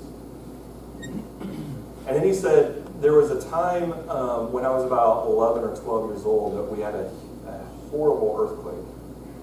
And he said, all I remember is walking outside and I just saw dead bodies and I didn't know what to do. I was panicked. And he said, pretty soon, as the oldest brother of the home with an absent dad most of the time, he said, I had the most peace when we were all home together. Because when we would go to school, I had a lot of anxiety about I was afraid an earthquake would come and I wouldn't be able to get to my brothers and help them. And he said we ended up moving to the U.S. and we were only one of 2 Hispanic families in our community, and then I got bullied a lot. There was some racism. Then I started getting in fights and things kind of spiraled outward. And I said to him, like, Jose, what you just said, like, who wouldn't be anxious given that story? Like, it totally makes sense to me. And we begin to develop a relationship, and we still communicate. I think that's going back to our earlier conversation, is the movement of saying, how do we help people in digital meet them there and draw them into a personal relationship? Now, in my case, I'm not able to say to Jose, hey, walk into the doors of our physical church. But it's still a relationship that we're able to connect on in a deeper way. So that's the prayer piece. You could do your own videos very easily if you wanted. You could use ours. By the way, and I'll show you this in a second, everything we have is available for you to use in your own way, in your own context. So let me come back to this. We then have, this is actually an interactive on how to study the Bible. It's actually got some game elements in it, like a matching game, some things like that in there. Then I have some videos that I've been doing for Back to the Bible, and I just put them in here. It's topical. They ask me to do them, and I threw them in. We have some of our other content, the mental health series, and then there's a place we can browse plans. So I want to stop. I've done a lot of talking. I want to come back up for a second and just ask, are there any questions so far on this? And by the way, you can take pieces of this. Like, we have people that have had like a Subsplash app, and this works really well inside of their Subsplash app. So it's not like you have to get this app. You can break it apart because the way the tool works, it's very easy to use however you want. Any questions? So when you asked us to take our phone out and, I thought I wrote it down, it's text 588 or something like that? 55498. Yeah, so I'm the dinosaur in the room, and I'm not ashamed by this, but I have no idea what you're asking me to do. Okay, that's fair. So what do I do? What does that mean? With the text Yeah, specifically. yeah, So do you send text to people? all the time. Okay, so it'd be like sending a text to a person. So you just like if you had who's someone that you text? Your wife? I assume John. Yeah. Text you. So like you're going to want to text John. You've never texted John before. How would you open up a text? He's going to come here and show you. Yeah. But I would get his cell phone number. Well, in the 55498, he'll walk you through this, is actually the number that you, so instead of like a 10-digit number, it's just a 5-digit, what we call a short code. All right. It works the My same way. Savior has arrived. Yes, yes. Thanks for asking. That's great. So John, I definitely want to catch up with you about how this can be used with Subsplash, but I'm going to ask a kind of a broader question than that. How, when bandwidth is one of the biggest issues, how much of this can be automated in terms of daily push to social media, daily push to the app? Can we schedule it in advance, that kind of stuff? Yes. Because I'm essentially a one-man show, and as much as I'm hoping to pull some young adults into this, Yeah. young adults are in the minority in our context. So as a one-man shop working essentially all things digital engagement, what are some of the avenues to automate some of this? Yeah, it's a good question. So because I'm not going to take time to go on the back end, we can do this on a Zoom session, but the scripture will work for you. If you get the app, now you said you're using Subsplash, that's the only piece of this whole thing you can't put into Subsplash because it's proprietary to this. But with everything else, you could work ahead. So if you, what they're called plans, so like in the app, do you mind scrolling? Yeah. Do you mind scrolling down just a little bit? So like the prayer videos and everything below where it says daily scripture, I work ahead. So like those prayer videos, I think I'm ahead like 60 days. So they're scheduled to deliver every day at 2 a.m. in the morning the next day. So when people wake up, it's there. So you can definitely do that. Yeah. That makes me feel a lot better because I looked on there and I saw that you had sent one of those prayer videos at 3 a.m. and I thought, what is he doing awake that early? Yeah, that's funny. Yes. So now, let's try this. Instead of me going back there, because it feels too awkward for me to be back there. Can you go to the tab one, let's see, the one that says main library. Now, we haven't gotten to the discipleship place. You can access this, discipleshipplace.org. There's a menu item that says, go one more over to the left, the first tab. Local church resources. This is our website. You go to local church resources, there's several things here. The one that we're looking at right now, so I'm showing you how to go back to it if you want. Go to discipleshipplace.org and where it says Library of Plans, go ahead and click on it. It'll open up this page, which is where we were just at. Now here's what I want you to see is almost at discipleshipplace.org, we have a lot of things, and you can go explore it. I don't know that we need to spend a ton of time on that. We will look at it maybe in a couple minutes. But a lot of it, I don't know that all of it is there. There's probably other things here that aren't on the website too, by the way. But you'll see, like, these are all plans. These are plans that are created in the system. And I took a lot of the content and I made it available here. Okay, so I want you to think about this. We have a website. People will actually go to the website and they can do courses on their own there. Or you can download any of our resources there. We have PDFs you can use them to teach from. We have a lot of people that do that. So there's that. And then this is the Back to the Bible platform that we're talking about. So now here's what I want you to see. Let's take, for example, we have the Journey of Grace videos that Dr. Busick did in here. We have the mental health. So scroll down to the mental health. Let's just look at this real quick. I want you to click on that one. Now what you notice is like, here's all our video series from the mental health stuff. So we have I put the skills videos that Janet did, everything's in here. What you're looking at, and you'll be able to create your own plans. Okay, so I want you to also, because I haven't said that, you're going to be able to create your own plans with this if you want. But this is one I created, and there's a video, and then down below I have questions that I created.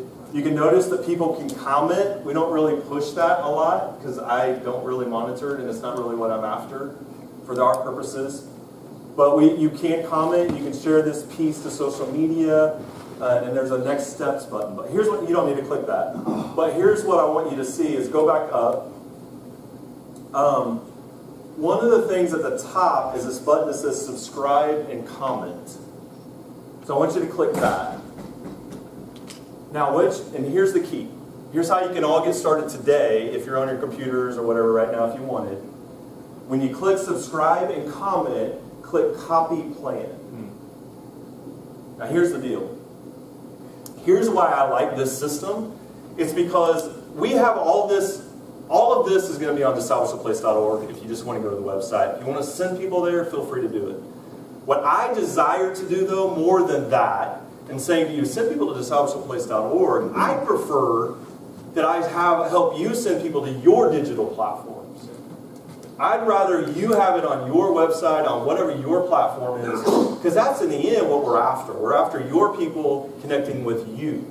So here's the deal. I want you to then go ahead and click on copy template.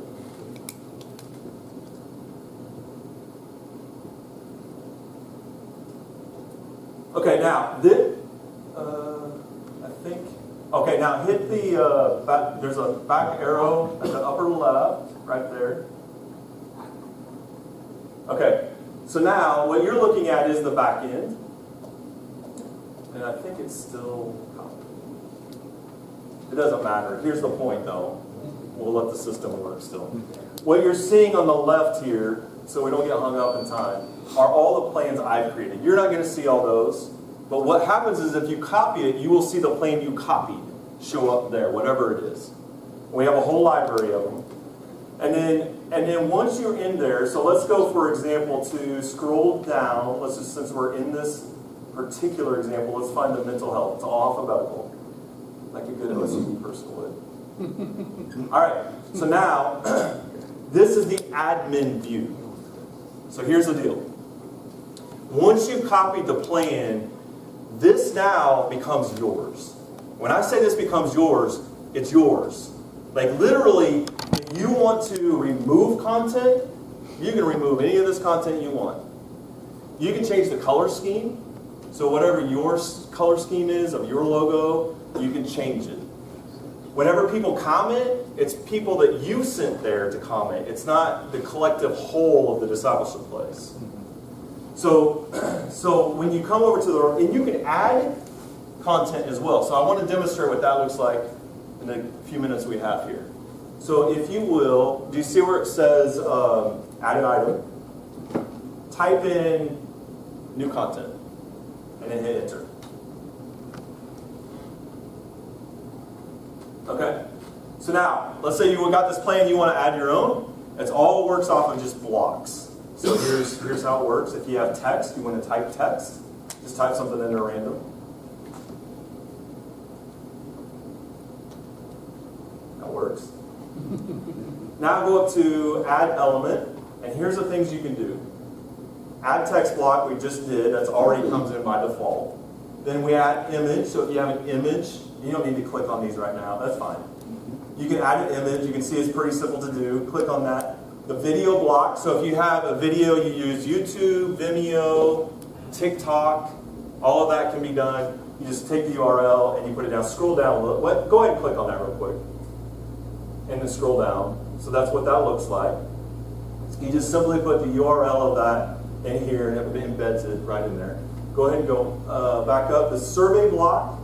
So all the surveys that I mentioned, or you saw like on the prayer and stuff, you just create it in this system, and then there's a URL or embed code you can use on your website. You just, same thing, you copy that URL and you put it there, and it embeds it in. And then you can create you can add attachments. So you have a PDF or some file you want to add, you can do that as well. So now I want you to hit save. Did anyone download the app? Okay. If you download the app, I want you to now open up the mental health app. Let's go into the menu.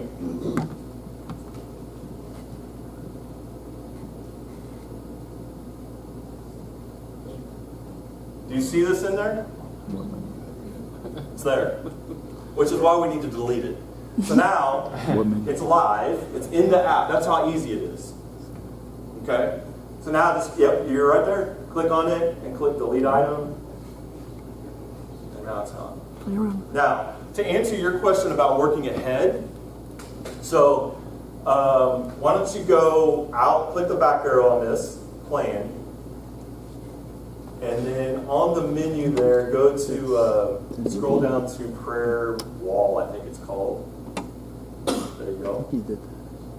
So this is the second item in the app, the second menu in the app that we looked at, where all those prayer videos are. This is what it looks like in the admin side. So if you click on pending, it's roughly 50, 60 days out, I think I am. So if you scroll down, I got through October 4th, tomorrow, all the way down November 7th. So we're down to, I worked ahead to November 17th. Okay, so those will just keep going and keep rolling. And you just do the same thing there, right? So it's a way to say you create content, you just create it under pending instead of live. And then you schedule it for whenever you want it to be released. So I want you to click on that little gear to the right. There you go. Now I want to show you a couple things. I said you can change the color scheme, you can change all this stuff. Okay, so now I want you to go to themes and colors. So this is how easy it is. I just want you to see, like, this really is pretty user-friendly. So if you go to themes and colors, there's preset themes. So if you just want to pick one, you can. That's the dark theme or the light theme. Don't change any of them. But you just click on it. And then click on custom color. If you have a logo and you're wanting to match your church brand, you just need the hex codes. And you just put the hex codes in. You guys are probably familiar with that. It's just that simple. So click done. So then if you click on participants, the other thing about this is it's really cool, is I can see all the people who have subscribed. Now, not everyone subscribes that views the videos, but the ones who have subscribed will show up here. So I don't really know who all these people are. I do know this one. Katie Rose is our worship leader at our church. So if you click on Katie Rose, right there, the 3 dots. I didn't get any good instructions. You'll notice I can delete Katie, which we're not going to do. But if a troll comes in and starts causing problems, you can remove them. But then I can go to user details. And you'll notice that it says participant permission level. So there's a user, and if I hit the drop-down box, we're not going to, but I can make her a co-owner. So now here's the cool thing. If I have something that I'm working on that's a plan, and I have someone in my church who's a leader in that, I can make them a co-owner of this plan, but they won't see any of the other plans you saw in there. They'll just see this one, and then they can be empowered to go add content or do whatever needs to be done. Pretty straightforward. So go ahead and cancel that. And then go to reporting. So you can see, like, for example, on this publication, we've had 27,573 views. You can see that we have the confirmed users and total users is not really an accurate description because, again, there's a process for that. But the key is down here, I can go start date and end date, and you don't need to do this, but you can put a range, and then I can pull a report that'll show me when they joined the plan and when they were last active in the plan. So like if you had a leader training plan or something you created, right? You can actually go in there and you can follow up. I mean, it's an easy way to use follow-up, right? Hey, I mean, you don't necessarily need to call them out, but you just check in. Hey, you know, maybe it's been 6 weeks since you've been in here. I just want to check and see if everything's okay and what's going on. So it gives you the tool to be able to do that. You have their email address and stuff. And then publish, click on publish. When you click publish, you'll notice that embed code down there. This is how easy it is. If you're in here and you say, like, look, an app, great, I'm not interested in that. Fine. You can still use this, create your plans, or copy our plans. You're welcome to use any of our stuff. You'll have an embed code. You just simply copy the embed code. And it varies. Everyone's probably got a different platform they use for their website. Just create a page and paste that embed code, and it populates that plan right on your web page. And then you just come back here whenever you want to make changes, and it just automatically. The nice thing is you could have it in your app, you could have it in your web page, you could have it over here, and it's centrally controlled in this one place. And whenever you make a change, it just changes them in all those places with that embed code. And then you'll see that there's a URL as well. So you just want to use it, create a menu item on your website, and just direct it directly to a page. There's a page for it there. Go ahead and scroll back up. And then that's how I get them in the app, actually. So when you're looking in the app, the app menus, it's called an app wrapper, and it's just the URL for that, and then it just creates a wrap around it. So it looks like it's still in there, but it's actually not. Okay, so now go ahead and close this, and then I want you to go over to the hamburger menu on the upper right, 3 lines there. These are some of the other tools. There is an email tool in here. Most of you probably already have email figured out. You don't need it. I like to call it MailChimp Lite because it's not going to have all the bells and whistles, but there is a way to do that. You can actually use this to email people subscribe to particular plans. So that's one way it can be used, and we're not going to go in there. But you see where the survey tools are. Don't click on that quite yet. Above that is brand tools. And on the brand tools, let's say your church has different brands. Like you have a children's ministry brand, a youth ministry brand, whatever. You can create different brands for your plans. I didn't mean for that to rhyme. That was kind of cool. So you can do that. But the survey tools, go ahead and click on that right now.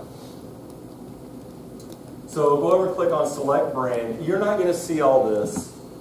This is, again, it will be different for you. But I want you to scroll down to discipleship place. Right there.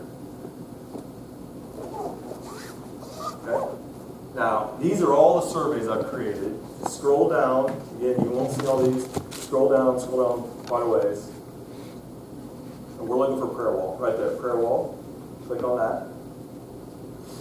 This is what that looks like. So when you go into the prayer wall and you're seeing the video and the questions, this is what it looks like in the back end. Okay? This is where you create it. There's an embed code on the settings up there. You don't need to click on it. What I want you to see, though, is the responses. So this is where I pull a report and how simple that is. So there's a place that just simply says 2,102, 112 people took the survey. If I want to download the responses, I just click the download the survey responses button. And then that's what I use when I then email them. And all the responses are just in this Excel spreadsheet. It's pretty simple. So that's the back to the Bible plan. It's kind of got a lot of flexibility. There's a lot of options. So it really just depends on your desired outcome. And we can figure out later, like, what would this look like for you if you want to have those conversations. Any questions on that?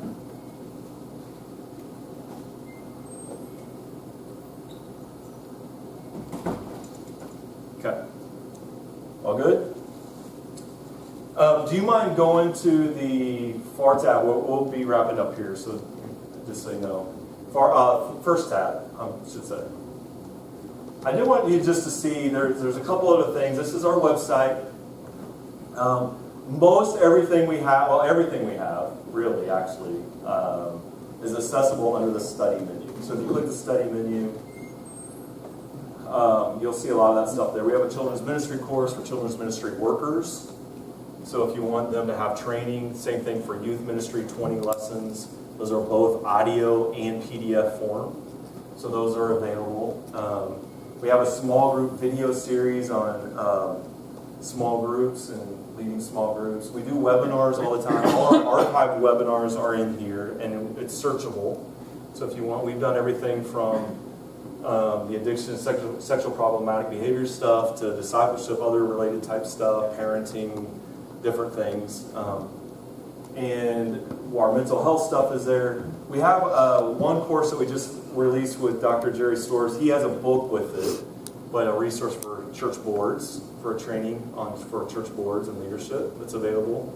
We just filmed a course about a month ago with a group that came in of 5 people to do a course on digital discipleship. We talk about a little bit about a theology of discipleship and then some other things. In 2025, we're going to film a course with worship pastors. So if you have a lay worship leader, the people on that group is Sharon Norman out of Michigan, Sean McClellan, Nick Robertson, Michelle Noel, Jordan Guthrie. And they're going to film a whole course on how to lead worship. And they're going to talk about things like having a conversation with your pastor about your worship sequence and just a lot of things there. And so there's a lot of things that we're hoping to bring in and use in the future. Then I finally, trying to wrap up here quickly, just want to say if you have people in your congregation and you're like, we don't do anything digital. Well, that's okay because we have these players. So all of our videos are on this player from the discipleship place. So we actually, so this is rechargeable. You can put headphones in there. There's no internet access to this. It's just got all the videos are right here. And you can go to the next video just by clicking. You can fast forward. If you hold this button down, it'll fast forward the video. It'll rewind it, volume. The Journey of Grace videos are in here. If you want to go to the small group discipleship, you'd actually just click this button and it takes you to that series. So we have these available for you. We don't give them away just because I don't have a budget for that. I wish I did. This is the only thing I'm like, I really can't give away.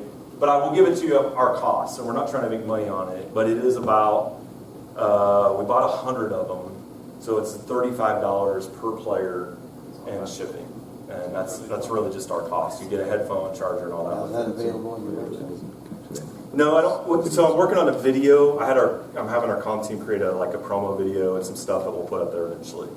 If you want to email me, and then we'll just tell me how many you want, and I'll send them to you, and you can send a check later. It's fine.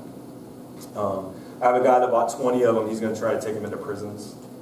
So he's going to use it for that. And then I've got a guy in a group home. The reason I did this actually is I have a guy in a group home that has a learning disability, and he has a hard time. He doesn't do the internet. And so this is actually designed to be a video brochure by the company that makes it. And I said, hey, can we put all our videos on here? And I'll send it to him so he doesn't have to worry about it. That's kind of what started it. But Very cool. So yeah. All right. Man, that was a lot. Yeah, great job. Moving fast, is that any questions or comments? Anything at all? Okay. Well, thank you guys so much. I really find it an honor to be here, and I want you to know, we're in this with you, and if there's things that we can be doing better or different or something we need to create, I want to hear, because I really do say this and I mean it, and that is we're developing this with you and for you. I don't want to do this in a vacuum. It's not the intent. We do have these flyers. If you want to use this, I'll set these back here. Feel free to take them. If you want these, they can come in a bundle. These are free. I'll send as many of these as you want. This is the Discipleship Place app with the QR code, so if you want to promote that in your church, put it in a bulletin, just email me and say I want how many bundles, and I'll mail them to you. Won't charge you anything for that, but I'll set them back here if you want to pick up some here. So, thank you guys very much. Very good. All right, thanks, John.